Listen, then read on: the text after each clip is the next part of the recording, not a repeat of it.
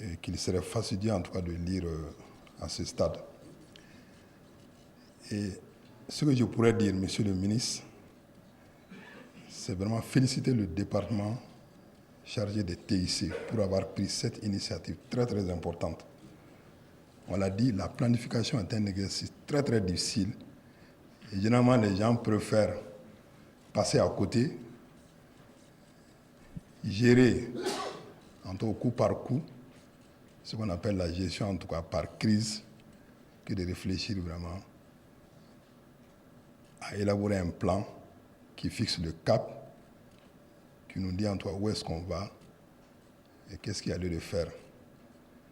Je pense que l'élaboration de ce document vraiment est à saluer et nous demandons que ça puisse servir d'exemple. Deuxième leçon qu'on peut tirer de cet exercice, le document a été élaboré par des cadres maliens. Et on a dit que si c'était sous d'autres cieux, ça allait coûter au trésor malien des dizaines de millions de francs CFA. Tout a été fait. Donc ça, c'est vraiment extrêmement important. Donc ça veut dire que nous avons produit un document malien. Maintenant, nous demandons que ce document soit consommé malien. Ça veut dire quoi? Ça veut dire que toutes les dispositions soient prises par l'ensemble des parties prenantes pour la mise en œuvre de ce plan qui est vraiment ambitieux. Donc ça, c'est extrêmement important. Maintenant, concernant les recommandations, il y a beaucoup de demandes qui ont été vraiment touchées. Les groupes de travail ont travaillé suivant les différents axes qui ont été déterminés, 2 axes par groupe de travail. Et dans chaque groupe de travail, on a mis l'accent en passant en revue toutes les initiatives.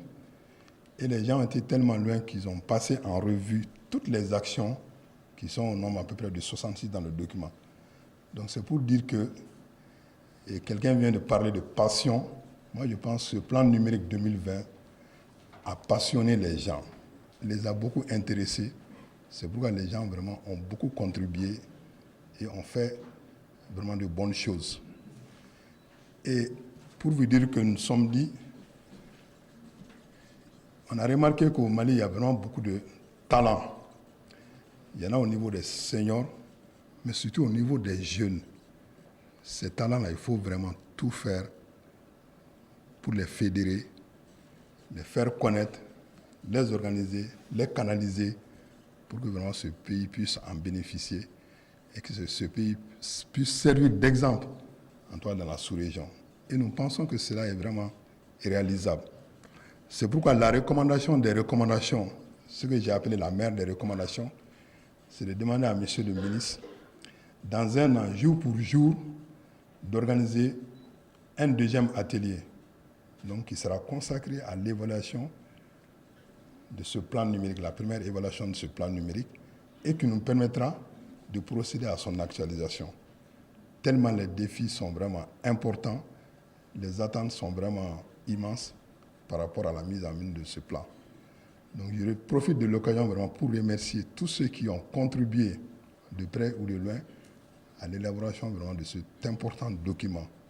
Nous remercions le gouvernement malien pour avoir pris cette initiative de planification stratégique dans un domaine, comme c'est d'ailleurs bien ressorti dans le document, qui concerne tout ce que nous faisons dans cette vie et tout ce que nous allons faire dans l'avenir. Le numérique maintenant est devenu quelque chose d'indispensable. Qu'il en soit jeune, vieux, quel que soit en tout cas son statut social, on ne peut plus se passer du numérique. Donc encore une fois, Monsieur le ministre, je vous remercie.